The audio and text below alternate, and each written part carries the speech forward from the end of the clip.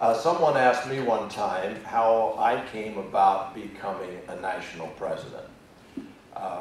Well, I was one of those in the beginning who was with Cavett, and we were doing seminars in Phoenix. We call it the Phoenix Summer Sales Seminar, and we'd invite other speakers to come in, and Bill Gove and some others came to town. And that, as well as a number of other factors, led Cavett to this belief it was time that we had our own professional association. So people were involved, and Joe, I think, was third or fourth national president, as I recall. So here's how I got to become national president. Joe came to me one day and says, "Don, Cavett wants you to be president next year." And I had just opened 2 offices in the state of Texas at that point in time, and I said, "Joe, there's no way I can do it." Joe says, "Don, Cavett wants you to be national president next." And I said, "Well, I tell you what, I think Mike Frank would do it this year.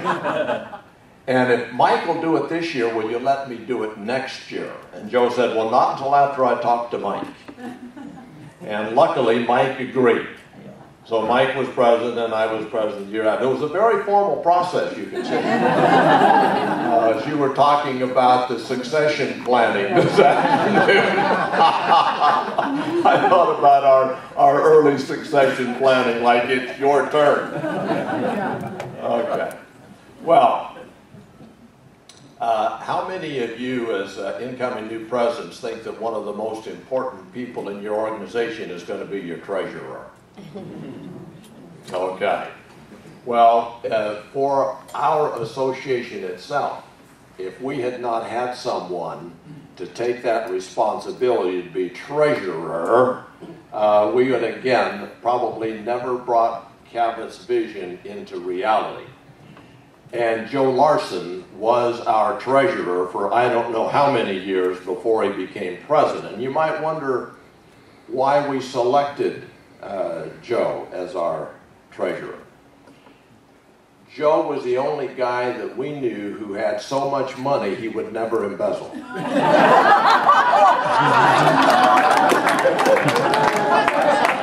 It would just simply never occur. Joe said, "Well, why would I bother with that piddly little amount of money?" And he gave unselfishly of his time and his money. He, like John, was beside Cavett, behind Cavett, every step of the way. So without further ado, let me introduce you to the wonderful Joe Larson. CPAE.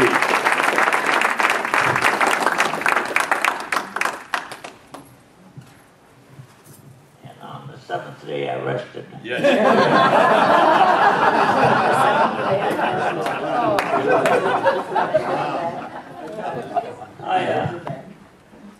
Well, I'm sorry. I apologize for not being able to stand up, but I'll try to keep on my feet. It's so good to be here with you folks. I didn't know any of you. I met a fellow over here that played golf with me years ago at the NSA convention, and I remember he lost 5 balls, 2 of them in the ball washer.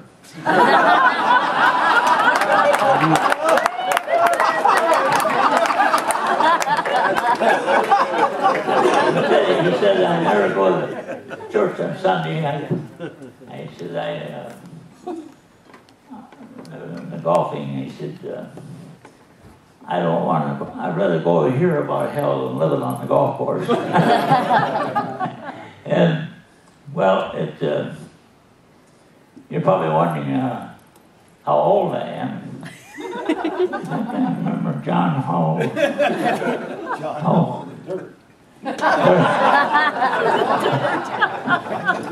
John is older than, younger than me. But I was just 90 a few weeks ago.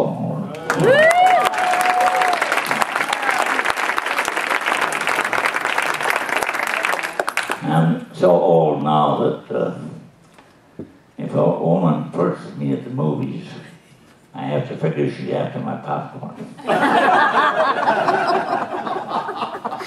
I'm so old I still have t-shirts that don't have a message.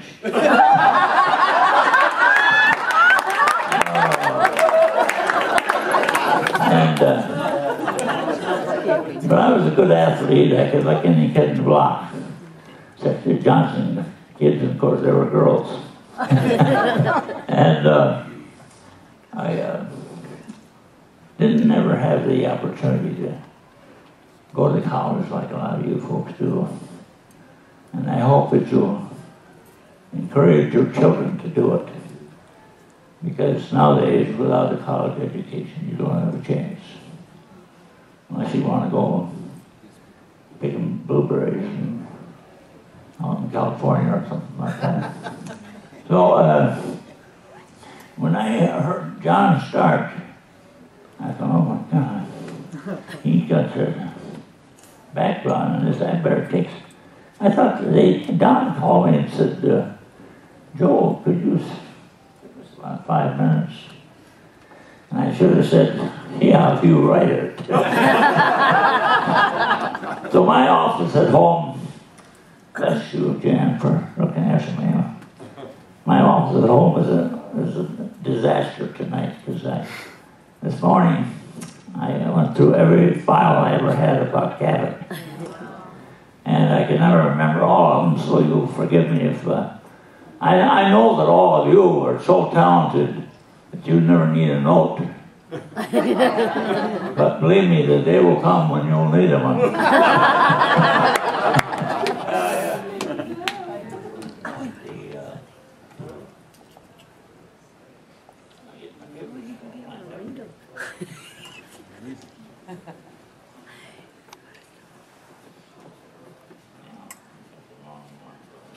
Okay.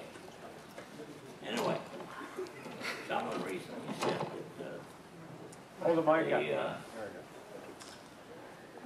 world is 1% good, 1% bad, 98% neutral.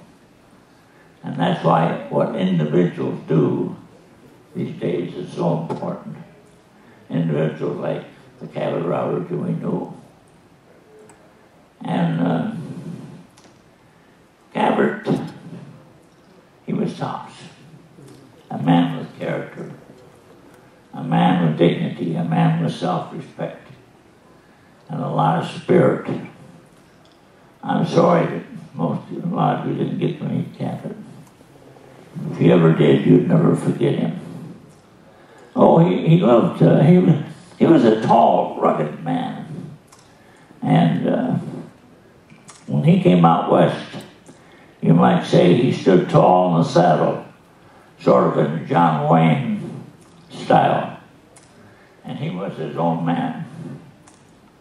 Oh, he loved to tell stories. He wanted and enjoyed other people's company. And he was an outstanding listener. Always proud of other people's accomplishments. Faith in his ability, their ability, and most of all, he was loved for his beautiful messages. He was, he had a passion about speaking. He inspired people with a passion. And he spoke with a passion, and it showed. One of the most inspiring things about Cavett enduring was the way he inspired other people to be their best and to become speakers. So, in fact, he's responsible for most of the members of the National Speakers Association. Thousands of people became speakers just because Cavett told them they could. It didn't matter what the job was that the fellow had. He could tell everyone and everyone that they could become a speaker. He told this to witnesses, waitresses, bellhops, flight attendants, the shoe shine man, maids cleaning the room, even desk clerks, gas station attendants, the UPS man on the post. It didn't matter for the kid delivering a newspaper, a hairdresser, the meter reader, or even the ice cream man. It made absolutely no difference what a person did for a living. Even the pharmacist in Alabama, son was here tonight, and a home economist from Tennessee, a brush maker from Wisconsin, which I forgot to mention to you folks. I was a former Fuller brush man. And then later in time I bought a brush company. And people would ask me, are your brushes different than Fuller's? I said, yeah, our brushes are a lot fuller than Fuller's.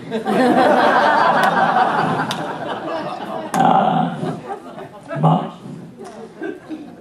we all owe a great deal to Cavett's inspiration. For without it, many of us probably wouldn't be where we are today. I came out to Phoenix in '71, and somebody up in Wisconsin told me to look up Cavett Robert. He's a real speaker.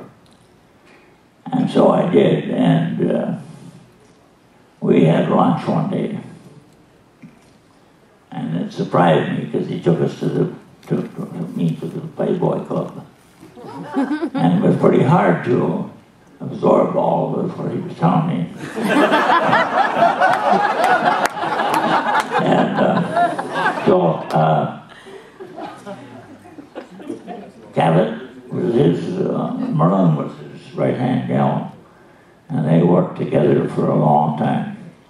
And I think, John, we'd have to admit that she was a big part of the whole thing. And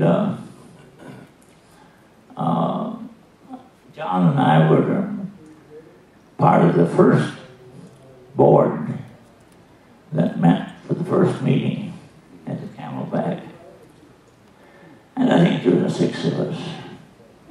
I don't think there's anyone around here except John and I that was involved in that. And boy, those were great years. We went to Louisville, Kentucky, for one of our conventions, and I think we had 69 people there. And now I think it's a lot different, 2,000 to 3,000. But I can hear him now.